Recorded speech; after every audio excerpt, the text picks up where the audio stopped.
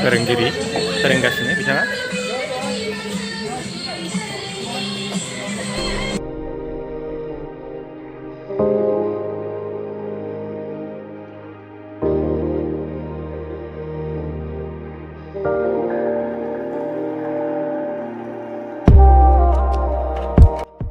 Welcome to Hwdaosha blog. नै दा आं दंफैयो नोलोबारियाव। बेवहाय बाथौनि जुथुमा जागोन। खुंगा 33थि बोसोरारि जुथुमा उदालगुरि जिल्ला दुलाराय बाथौ गौथुमनि जों लोगोसे आरो खुंगा 35थि बोसोरारि जुथुमा नोलोबारि बियाब दुलाराय बाथौ गौथुम लोगोसे बे हाबाफारिया गाबोननिफ्राय जागोन 28-29-30आव। दा बेवहाय खामानिया बेसेबांखिनि आगबारिदों जा जों बेखौ नायनो फैदों। मेन गेट एन्ट्रि खालामसै जों नै। उदालगुरि जिल्लानि सिङाव थानाय बाथौआरि सुबुंफोरखौ बयखौबो खावलायो जे गाबोननिफ्राय माने गाजा गोमजायै बे मिटिङाव नुजाथिफैनो थाखाय खावलायनाय थाबाय। नैबे मेन पेन्डेल। दा जों मेन पेन्डेलखौ नायहैग्रोनि। आंजों लोगोआव दङ जा सुरेश दा। जों सानैजोंनो एडभान्सै नायफैग्रोबाय आरो नोंथांमोना गाबोननि दिनाव फैनानै लैहोर फैनानै हेफाजाब होफैलायदो। पेन्डेलखौ बोरै नांदों? मोजां नांदों ना? बेयाव लाइटखौबो होनाय जाथ'वाखै, बेखायनो खोमसि नुदों दाहाय। साउन्ड सिस्टेम फैगासिनो आरो माखासे रिहार्सल मोसानायनि रिहार्सल सोलोंगासिनो। जों बेखौ दा नायनो थांगासिनो। बेयाव डेक'रेसन खालामगोन बिबारजों। रिहार्सल सोलिगासिनो।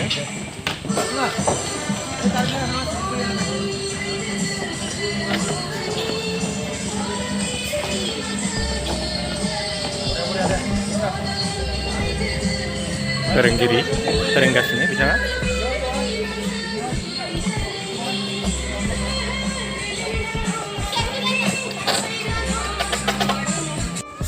साउन्ड सिस्टेमफोराबो नै दायोसो मोनफैगासिनो। मेन पेन्डेलाव बानायगासिनो, कमप्लिट जायाखै। माने गाबोननिफ्राय ना प्रग्रामा, दिनै माने कमप्लिट जागोन होननानै सानना लादो आरो। नै साउन्डआबो दायोसो मोनफैगासिनो।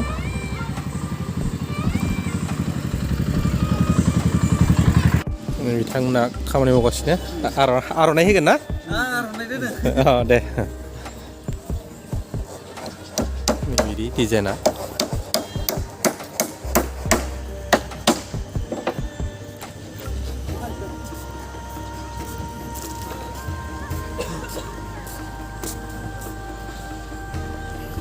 अलमस्ट कमप्लिट जाबायानो। नैबेयाव बिबार होगोन।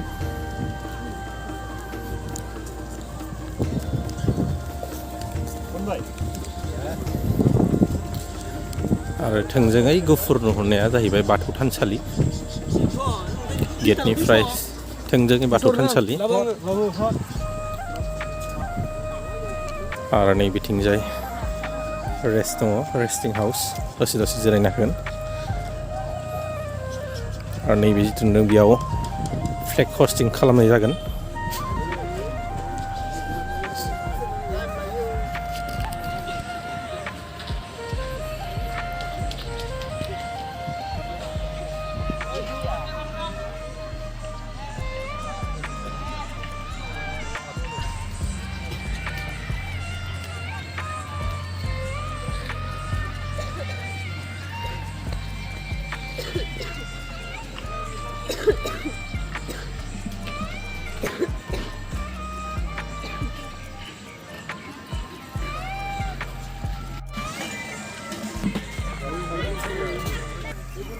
बाथौ थानसालि नोलोबारि।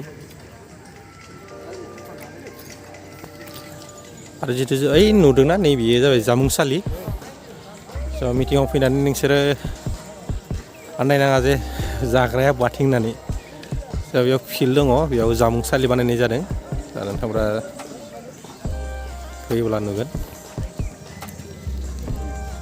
आरो दा जों बर' न'खरखौ नायनि बेसेबां आगबारिदों खामानिया जोङो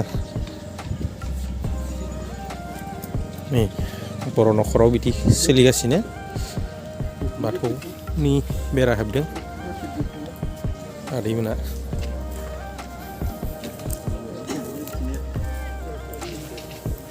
सेन हारि बानायनाय जादों नै सेन खखा खफ्रि आरो नै खाम बानायगासिनो बिथिंजाय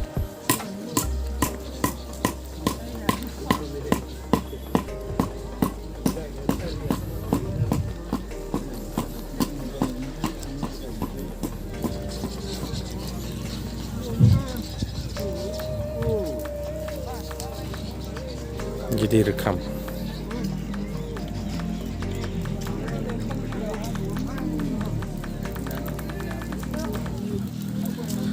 बर' न'खरजों लोगोसे बिथिं मार्केट थागोन दा बेयावबो साफाय अभियान सोलिगासिनो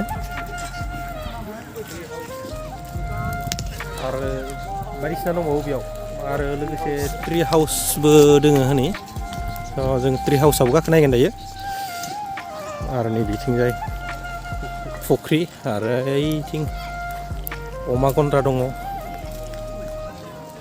आरो माइ गायदों कबि गायदों दा दसे फुख्रियाव दिनैसो अखा फैदोंना दैया ज' जाथ'वाखै दा दैया ज' जागोन आरो अखा फैगासिनो नायाबो मोनफैगोन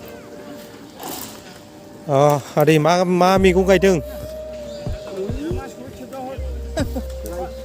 लाइ गायदोंना दे अखाबो फैगासिनो दे सिन्था खालामना थां मोजां जागोन हिन्जाव गैया आदैया हिन्जाव बेरायहैदों खोमा बहाबा टाउनानो दे सिन्था खालामनाङा दे बिथिंजाय माइ गायबाय माबा माइ गायखो आदैयाबा बिथिंबा बर' माइ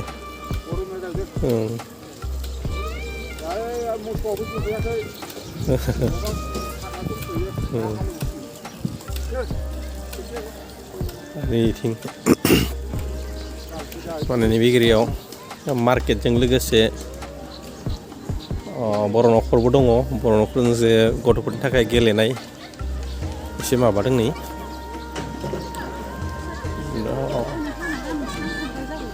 ट्रि हाउसआव गाखोनोसै जों ना ट्रि हाउसखौ गाखोनायसै ट्रि हाउसनि माबाया नै सिरिया सेंग्राफोरनि थाखायथ' टेनसन गैया खिन्थु सिख्लाफोरनि थाखाय एसे प्रब्लेम जानो हागौ आरो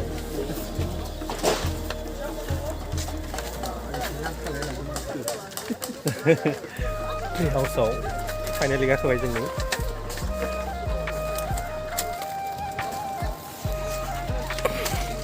ट्रि हाउसनिफ्राय नै बिदि नुयो भिउखौ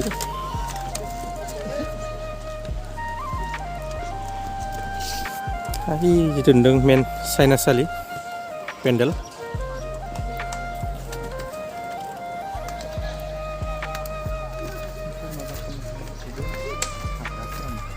नुदों नैबे दखान जागोन ओंखाम हटेल देलायनायनि हटेल साहानि हटेल बायदिसिना थागोन बेवहाय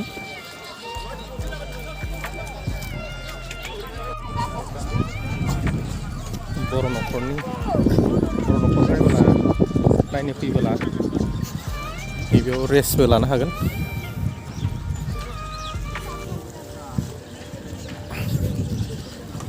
बे मार्केटनि दालां थांनाय फैनायनि थाखाय एक्सट्रा बानायखाबाय